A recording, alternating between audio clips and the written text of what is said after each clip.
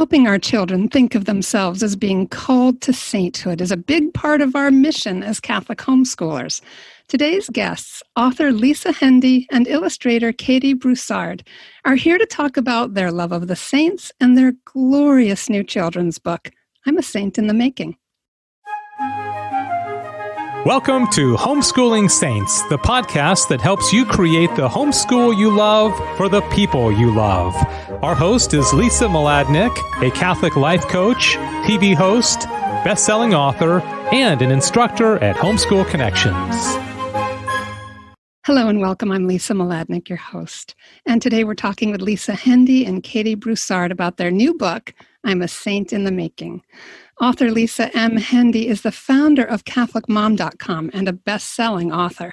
She has journeyed around the globe to hear and share messages of hope and encouragement. Her Chime Travelers series for kids is read and studied worldwide in homes, schools, and churches. A frequent TV and radio guest, Lisa also hosts 2 podcasts and speaks internationally on faith, family, evangelization, and technology topics. She's traveled worldwide with nonprofits to support their humanitarian missions. Lisa and Greg Hendey worship and live their story in Los Angeles, California. And you can find her at lisahendey.com. And Hendey is HENDEY.com, but that's in our show notes, as will other resources. Katie Broussard is the illustrator of the award-winning children's book, Audacious Ignatius. She lives outside Chicago with her husband and 2 sons. You can find Katie at katiebroussard.com, and that's KATIEBROUSSARD.com, and we'll have that in the show notes as well. But I wanted to make sure if you're jotting it down that you got that. Welcome to the program, Lisa and Katie. Thank you, Lisa. Hi, Lisa. Thanks for having us. Oh, you're welcome. It is so much fun to have both the author and the illustrator together because that spark that happens between 2 creative people is really an amazing thing to see. And this book is just adorable. It's so charming. Well, thank you. And I think it's a great gift for me personally to be doing interviews about the book because Katie and I have developed this wonderful friendship, and getting to do these calls is a chance to visit now with my friends. Like you and I go back so far, Lisa, and my friendship with Katie is a new one, but it's a great gift to me. So I'm really grateful for your time today. Yes, this is really fun to be together. Oh, and so nice to meet you, Katie, because yes, I've known Lisa a long time. Many of us have known Lisa a long time. She has such a gift for friendship and for lifting other people up. And now we get to meet you, Katie, which is just such a thrill. Your work is just beautiful. Thank you. Yeah, I feel like this book is not just a children's book, that it takes us through some really important points about what it takes to be a saint and how we're all called to be saints. It's kind of a primer for the parents and the grandparents as well, I think. Yeah, yesterday I've been doing some virtual readings of the book. And yesterday I had the great gift of reading it aloud to a parish up in upstate New York, in Chatham, New York. It was interesting because the pastor came onto the call and also invited other parishioners who weren't just religious ed children to come on. And one of the women who was on the call, she was probably my age, so maybe mid-50s, sat very entranced by the book and had some of the most remarkable things to say after I read it about how it impacted her. And she said, I don't have children. I have children in my life, but I've never, given birth to a child. But I feel like God sent me today to listen to this book. So that's what we're hoping for, is that the grownups who share this book with the children in their lives, that it'll be meaningful for them too.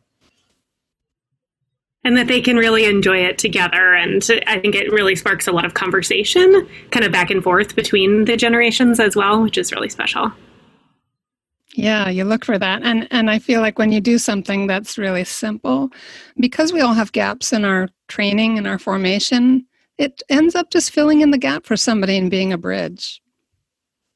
Yeah. And Lisa, I know that you've given so much of your heart and your life to supporting homeschooling families. And it was really in my heart when writing the book that this would be, something that would be a gift for homeschoolers too, that so much of how we live our faith these days, especially right now during this time of pandemic, happens in the heart of our home, that really is our domestic church. And so what we were really looking to do was to equip the kids right where they are right now to answer that call to sanctity. Katie, any comment on that? That reaching into the home? Absolutely, yes. I am very new to the world of homeschooling since last spring, but we've sort of been doing some e-learning and homeschooling here, and I am trained as a teacher, but it's just a whole new world to be teaching my children, and I'm so thankful for resources like I'm a Saint in the Making, where we can sit down and have a discussion and inspire wonder and curiosity and just to talk about things that are really important together. And as an artist too, and as a word person, Lisa, both of you, the role of beauty in our lives to attract our hearts to things that ignite our imaginations and help to expand our sense of what's possible. I feel like homeschoolers really appreciate it, especially Catholic homeschoolers, the good, the true, and the beautiful. I have to let Katie respond to that first, because I'm going to piggyback on what she says, but she's opened my eyes to this topic in a special way. So Katie. Oh, thanks, Lisa.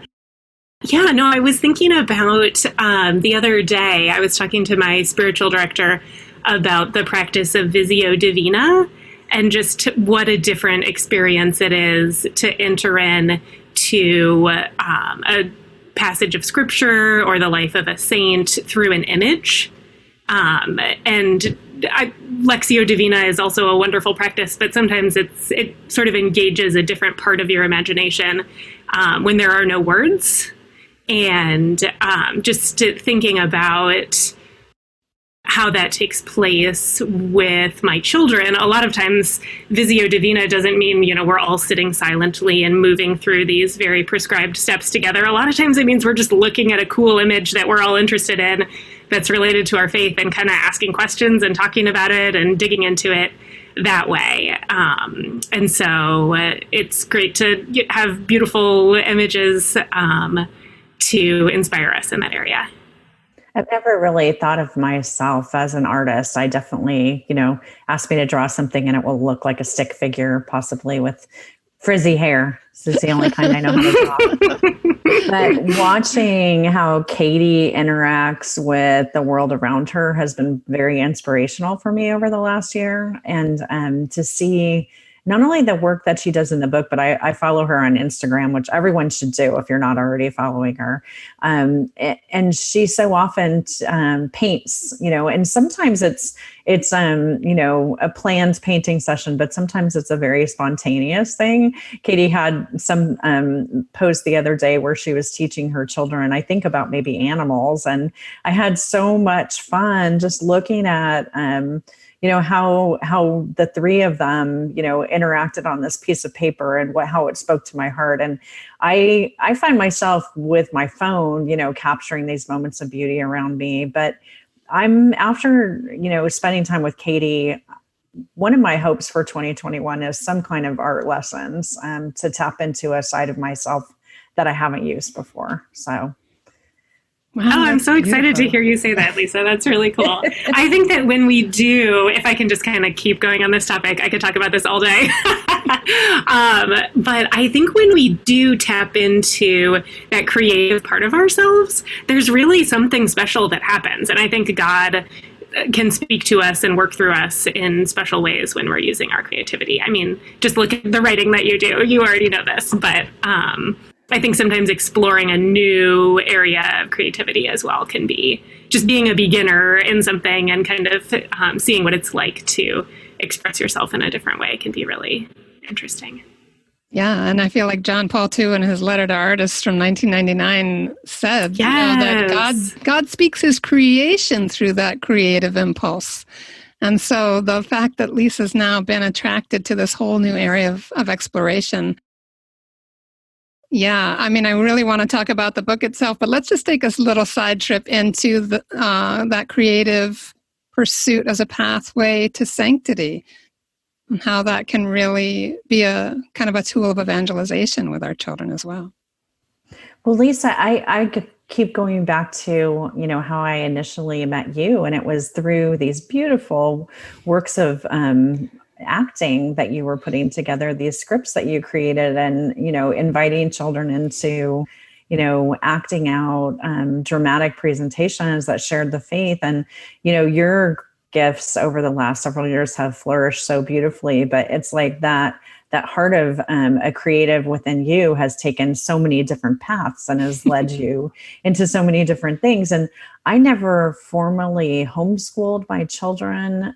So I'm lacking in that experience. And I often lament that we sort of raised our kids before that became as wonderfully popular as it is now. I think I would have loved doing it, but I do know from, the learning that I did alongside them that oftentimes journeying with a child through learning exposes you and opens you up to experiences that you never had before in your life. You can be a, 30 or 40 something year old or 20 something year old woman who never has had a particular experience with science or math or whatever it may be, and sharing it with your child.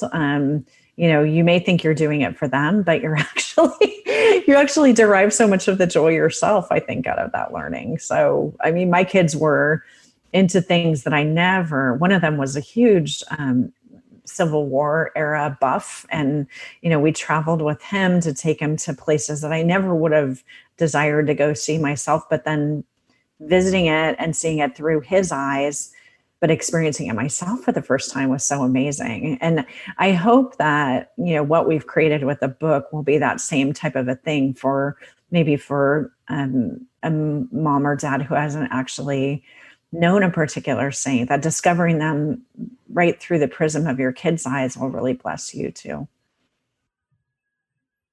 Absolutely. When I was working on the illustrations for the book, there were some saints that I came into the project with an idea of how I wanted to portray them, but there were some that I honestly had to look up and read about and figure out where they were from and what they did. And that was a really neat way to learn about the saints and to use art, to figure out, to sort of direct my questioning. I need to draw a picture of this person, so I need to learn about them in order to portray the details of their life. Oh, yeah. And anytime you get invited to explore into something of importance, right? It's a whole new area of discovery. So talk a little bit about how this project came about and what it means to you. So we are so blessed to work with Paraclete Press, our publisher. And this is the second of two books that I had planned to do with them. The first book came out last year, and it's called I Am God's Storyteller. And this book, it initially was conceived as a companion piece to that in the same way that with I Am God's Storyteller, we equipped kids to, kind of claim their role in the new evangelization, that in this book, we're really telling them right where you are right now, God's using you, not preparing you for the future, but using the gifts and skills that you have right now. And we were so blessed to be able to meet one another through Katie's book. Audacious Ignatius had come out last year, and I had the chance to interview her for my podcast, and immediately was drawn to her artwork and immediately put her at the top of my wish list for this project. So blessed that she was able to do it. And it's just been such a joy. What about you, Katie? So I first heard about the project right after that really fun podcast interview that we had. I had to keep reminding myself, like, this is an interview. Like, it kind of just felt like a fun, phone call. And I was like, no, this is being recorded.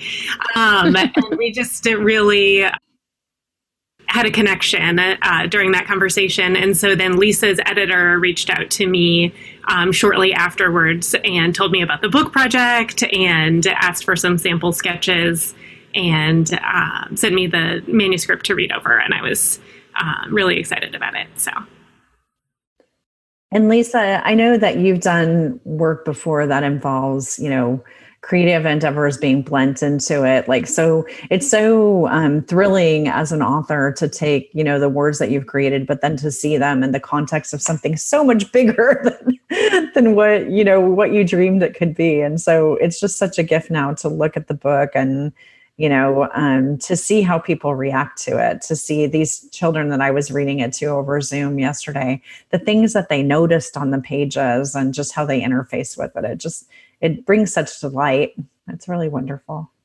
Yeah, I'd love to hear one or two examples of that, because it's so true that when we give our work to God in that creative effort, we start to see in retrospect, or as other people reflect on our work, where the Holy Spirit really showed up in ways that can surprise us. Yeah, I think that it's interesting with this book that you have sort of this straightforward narrative that, what we try to do in the book is kind of a dual purpose. We try to equate readers who will study the book or enjoy it with their families, with particular saints. And we try really hard to kind of give a diversity of saints, both in terms of where they were from, what their vocations were in life, their ages, all of these things, and to kind of give some benchmark, understanding that God calls everybody, no matter who you are, to be this saint in the making. And then the second half of the book really looks at equipping kids to kind of say, what are some of the ways that right now, right where I am, God's using me. And so we go through these specific areas. But it's interesting to me that, one page in the book that everyone's always drawn to is the map page. That's kind of towards the center of the book.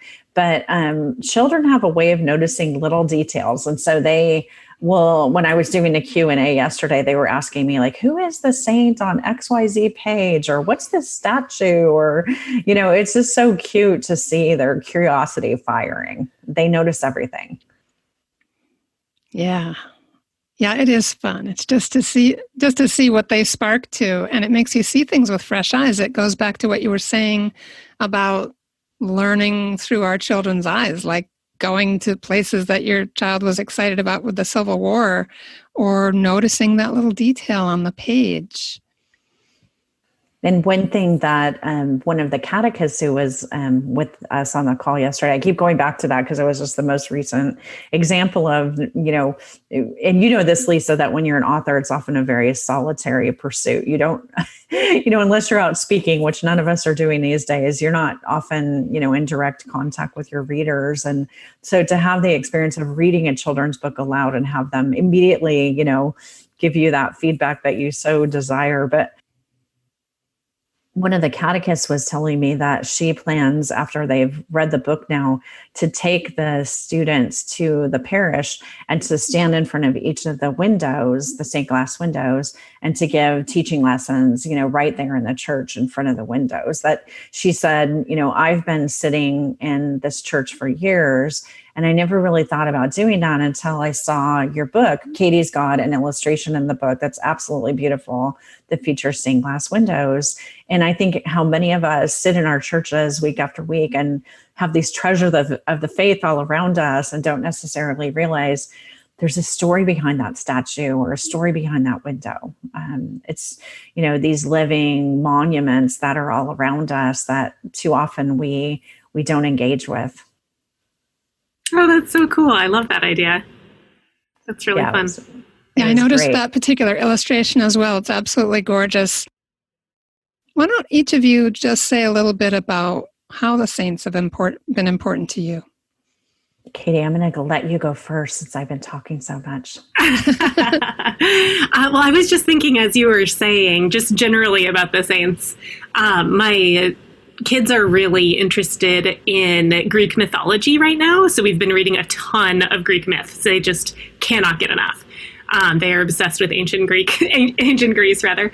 And in our recent All Saints' Day celebrations, I was thinking about how there's sort of a danger of thinking of the saints as sort of like larger than life and sort of like mythological figures, and we could never be like them, and they're, you know, on a pedestal somewhere else. And I was really thankful for the message of this book to say, like, okay, they're not mythological, like they're like us, and we're called to be like them, and they're, you know, really real life examples for us. The first saint that comes to mind for me at this moment is Ignatius of Loyola. It was a really meaningful experience for me to work on Audacious Ignatius as well, and to get a chance to kind of dig deeper into his life. And I got to complete the 19th annotation, which is a retreat in everyday life of St. Ignatius's spiritual exercises. And it was just a really powerful experience for me. So his spirituality has had a big impact on me. Beautiful. I love and have loved studying the lives of the saints. One of my favorite books on my bookcase is a little Lives of the Saints book that my dad gave to my mom for their 25th wedding anniversary. And I borrowed it shortly after she received it. And there's a little love letter. You know how oftentimes when people give a book, they'll write something inside of the cover of the book. And there was this beautiful letter between the two of them that just every time I open that book, it just so brings a tear of joy to my eye that, you know, between the two of them, that, you know, it wasn't a piece of jewelry or something like that was given. It was maybe I was destined to grow up and write about the saints with people who love the saints as much as my parents did. But I think that I'm drawn to their stories, both because I love a good story and also because it gives me hope that even though I'm so, you know, that I mess up every day, that through God's mercy, there's hope for me. And more importantly, that there's a purpose, that God uses us even in our weakness, as you said in the prayer before we got started, Lisa, that God takes us in our simple ways and, you know, uses us. And certainly right now in our world, he needs to use not only the grownups, but every soul that's out there. And our kids have such a capacity to love and serve the world around them, that most certainly we can learn from them about how to be saints in the making.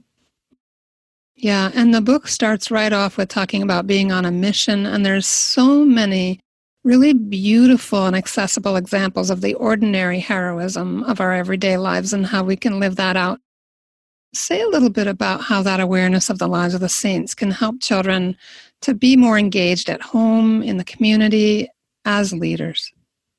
I think that, you know, it's really precious to go into a classroom or a homeschooling group of second and third graders around this time of the year and to see them dressed in their saintly garb. It's a common thing that families will do this to celebrate the month of November. And it's interesting to me that they often are so inspired by the saints that they choose to emulate. And, you know, I think that's the reason that this last month, as we saw the beatification of Carlo Aquinas, that so many of our young people were drawn to this, you know, new saint who played Pokemon and coded websites and wore a backpack. And I saw so many adorable pictures of Blessed Carlo this last week of little children dressed as Blessed Carlo. And I think that there's a reason that we're attracted to them, because in them we see ourselves and we see the things that inspire us, that bring us joy and love. You know, that's a pathway to God, that we are attracted to him because he figured out not just how to do those geeky technology things, but how to do them to further the kingdom of God. So I think that's why, you know, we keep coming back to these stories. I'm thinking about a recent experience we had as a family. We were at a Zoom ordination. Awesome. A friend of ours was being ordained a deacon, and normally we wouldn't have been able to go because it was very far away. But because of, you know, what's happening right now, we were able to Zoom in to the ordination mass, and it was just beautiful. And they had a really lovely litany of the saints that they did as part of the service. And it was so funny. It was just the four of us, my husband and our kids in the living room watching this service. And during the Litany of the Saints, it just sort of naturally happened that as someone heard a saint that they had a particular connection with, whether it's their namesake or, they were born on their feast day or their school or whatever, they would hear the name of that saint and say, yeah, like they were cheering for their favorite sports team or something. Hildegard of Bingen, yeah! It was neat, just the way that sort of organically, became a part of our celebration of that event.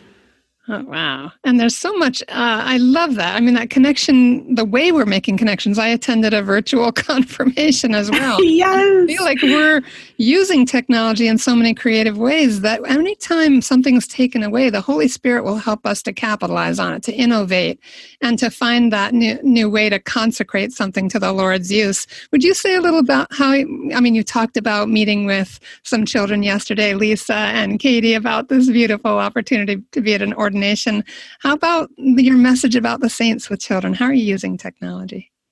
Well, I think there are a few different ways that we hope to use it, and we're already in the midst of booking these opportunities and doing them. Certainly, a book like this is so wonderful in that it's concise and easy to read, and so I've already been having the opportunity to read it aloud to different classrooms and homeschooling groups and catechism groups. And it takes about 18 minutes to read the book. So it's really nice in a 30-minute visit to be able to zoom in, read the book, take questions and answers, and have the joy of seeing these faces of children who just, really connect with it. Yesterday, it was really great with this group of homeschooled catechism students who, not only had me with them, but had a couple of adults peripheral to the parish, and then also the pastor there for the entire time. And I thought about, when was the last time that they would have had their pastor in a regular catechism class? It was very wonderful. At the end, he gave us a blessing. And, I think he was as blessed by the experience as the children were, to be there with them. So we're really hoping to take advantage of the fact that everybody's, using Zoom and using Google Meet and using Skype to connect in these ways, to read the book aloud, to do virtual author visits. I have a whole mission planned that's geared specifically at children. We often hear about parish missions from the perspective of, somebody coming in and doing evening talks for parents, but what are we doing for our children? And we've got something for that based on the themes of the book.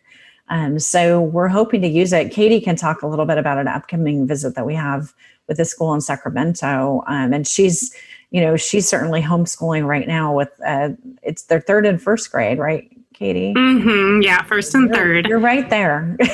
Yes, they're definitely in the perfect demographic for reading this book. And this is an e-learning example that I think would also translate really well to homeschool. My third grader gets together on Zoom with a group of 8 students to do religion lessons. And the teacher has just been closing out each lesson for the past couple weeks with like 2 or 3 pages of the book, which has been a really nice way to kind of savor the message of the book over a period of time and really give them an opportunity to discuss what's on each page, because there's a lot to unpack, and the kids have questions about the illustrations, which is really fun for me to be a fly on the wall and to, hear them noticing things in the illustrations. But that's been a great use of technology, I think. And we're also going to be doing an event with an elementary school where I think we're doing one early elementary group and then a middle elementary group and then the middle schoolers, kind of 3 different presentations there. Oh, that's really neat. And I want to mention, too, that this book is so accessible. It's written really simply, but it packs a lot in. Like you said, Katie, there's so much to delve into. You could absolutely, you could read it straight through. You can also break it down into pieces, almost like a novena, because there's pages that are focused on things like discipleship or specific saints geographically and where they lived. You could do a geography lesson, fruits of the Spirit, care of creation, mercy and reconciliation. And again, that day-to-day living out of the faith, just those are just among many. And yet it doesn't feel like a ton of things just crammed in. It has a natural, really kind of organic, really sweet flow to it that I think the children will absorb in a natural way too, and they'll just get it. Thanks, Lisa. It's interesting that the shorter a book needs to be, the more challenging it is for me to write. My editor at Ave Maria Press, who handles my adult nonfiction, will tell you that I never met a word count that I couldn't exceed. So telling me that I only have a certain, very slim amount of words. This book, when I was writing it, went through so many iterations and so much left on the cutting room floor. And one of the ways that I edited myself was to read it out loud over and over, and to record myself reading it out loud, because I know that for many families, that's the way that it will be consumed. And so, when I got to something that was a stumbling block for me, I was like, okay, that's got to go. Wow. Now, see, I want you to do a whole YouTube video for parents to be able to use of you reading it out loud. And I want images of Katie's different phases of creating the images. We could just have so much fun with this. And also at the end of the book, there are wonderful tips for parents and caregivers and teachers for how to take it further. Final thoughts on kind of what you're hoping the impact will be, or anything else that you'd like to just share? Katie, why don't you go first? My hope is that just for parents and students, and I'm thinking particularly of homeschoolers at this moment, to be able to invite conversation and wonder, and to be able to let kids ask their own questions, and to be able to have really good conversations about those questions. That's what I love to do with my kids when we read books together, and it's really exciting for me to have books about our faith that allow us to do that.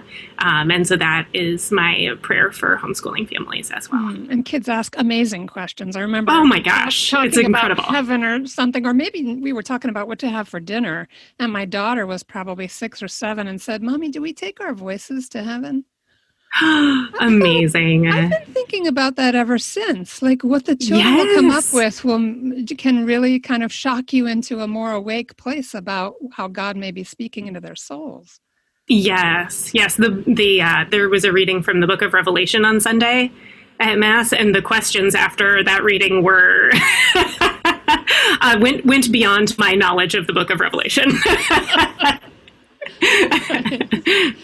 It's good to have those conversations together. Katie answered that so beautifully. I guess I would just say that I want everybody who's listening to know that one of my great joys in life is pen paling with children. And so if you have a homeschooling child who, reads the book and wants to have a conversation about it, please, please, please have them write me a letter.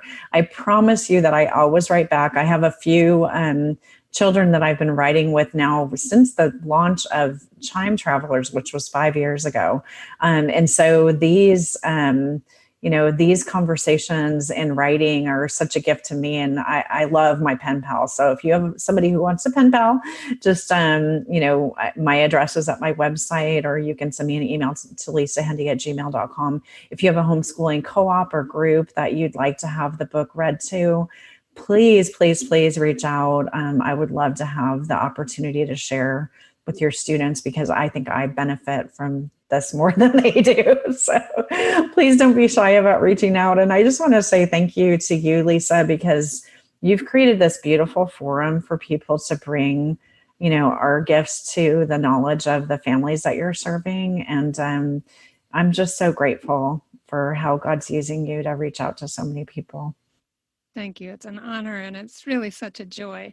And I feel like when people find out too that there are real people they can reach out to and connect with, that tells our children too, I can do this. It's almost like connecting with the saints. Here's this author, here's this illustrator. These are real people. And so it just casts a whole new light on things. It's not out there or other, that we are that communion of saints, and that, you know, that willingness to have a conversation. It makes me think of G.K. Chesterton and his wife. They were childless, but they ministered to many, many children and wrote letters and poems and things like that to encourage them. So it's a beautiful tradition as a Catholic family to inspire the next generation. I didn't know about that, but I just know that I love getting mail. And I'd far rather get a pen pal letter than a bill. And so I think, you know, sometimes the act of corresponding is lost these days. So if you have a child who is interested in doing that, send them my way and we'll be saints in the making together. Yay. And, you know, homeschooled kids tend to practice cursive writing too. So you might get some very nice penmanship as well. That's awesome. All right, everybody, you'll see at the show notes where you can find Lisa Hendey and Katie Broussard at their websites, but also where you can find I'm a Saint in the Making. And also, Lisa, just give us a quick overview of the project at Kids and the Saints at Paraclete Press too. I forgot to ask you about that. And that'll be in the show notes as well. Yeah, so this is just a quick DVD project that I did with Paraclete Press that is not only saints, but also some sort of saintly people who have lived before us, who are not recognized by the church, but who led very meritorious lives. And it's the videos are just quick 5 to 6 minute videos. Some feature me and some feature other people that you can use as a religion or history lesson in your home. Oh, how fun. I love the endless creativity of this. Katie and Lisa, what a joy to visit with you. And thank you for adding more delight in the saints to our November with the Saints. Thank you, Lisa. Thank you, Lisa. Great to talk to you. Great to talk to you too. And everybody, stay with us for a few more moments for our short feature, which is coming right up.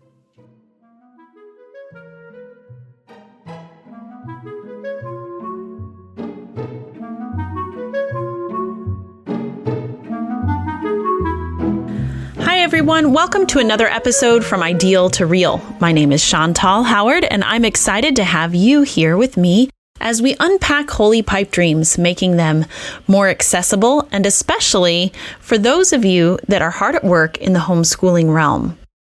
So here we are, post-election. The world seems like it's in chaos. Coronavirus is coming down again, and there are so many things that we could be anxious and worried about. But what I want to focus on with you today is something very proactive and practical that I feel like our homeschools can't afford to go without. And that is the true spirit of formation in entrepreneurship. We are raising up the innovators, the solution providers that are going to end up being the light in the darkness of our day. Many people associate entrepreneurship and business with greed or the pursuit of money. But to me, at the heart of entrepreneurship is the emphasis on success for altruistic missions, the focus on the client, the customer, and the other that promotes and fosters a spirit of service and a spirit of innovation for others, unlike anything else that I can really think of. Additionally, entrepreneurs have to learn how to connect and create solutions for today's problems, as well as learning how to be convincing of the truths that they've come to know. This is at the heart of what it is to be a leader. I also love that entrepreneurship fundamentally fuels an abundant positive outlook, and we are so in need of that today, aren't we? So let's talk about some ways that you can incorporate entrepreneurship into your homeschool. My first tip for you is to not only learn your child's love language and personality type, but go a bit deeper and discover their strengths. The Gallup Strength Finder test is used by business professionals to help analyze individuals, identifying their strengths and giving them strategies to manage their weaknesses. What a wonder it would be if that's how we approached our children and our homeschooling. I encourage you to expose your children to personal development and entrepreneur guides, such as Stephen Covey, Jeff Olson, John Maxwell, Tim Ferriss, Simon Sinek, Jordan Peterson, Michael Hyatt, and our very own Andrew Pudewa, of course, who, as a little side note, has an entrepreneurship course just for homeschoolers. There are also plenty of women who are emerging in this space as well. I encourage you to follow the movement around Zelly Martin. Many young women are drawing inspiration from the witness that she set in being the breadwinner for her family, a business manager, a craftswoman, all while maintaining her motherhood. Lastly, let's continue to encourage the study of free market economics so that our children are not enticed as easily and captivated by the movement towards socialism and communism that seems to be such an emerging fad within the culture of young people today. I wish to share with you in closing the testimony of my experience having been raised in an entrepreneurial homeschooling family. Had it not been for the skill set and gifts that I was exposed to in this context, I'm not so sure that I would have ventured out into 15 years of ministry, youth formation, family formation, traveling the country to speak and share, building my own business, and innovating around health and wellness, all within the context of the faith. So I encourage you to dive in and maximize the talents of your children. Yes, of course, give them a solid classical foundation. Ground them strongly in their faith, but then set them free to be innovators for the kingdom. Our dark world is waiting for the light that they will bring and the solutions they will provide. My name is Chantal Howard. You can find me at aromarosary.com or chantal-howard.com. I hope that you'll come find me on social media and let's pick up a conversation and discuss together how we can help you and your family dive deeper into these topics of innovation for the kingdom and for the sake of our world today. That's our show for today. Our program is sponsored by homeschoolconnections.com, where you can get online courses for your grade school, middle school, and high school student. Learn from the experts and make your homeschooling easier. Be sure to leave a review and share this podcast with your friends. And we'll see you next time here on the Homeschooling Saints podcast.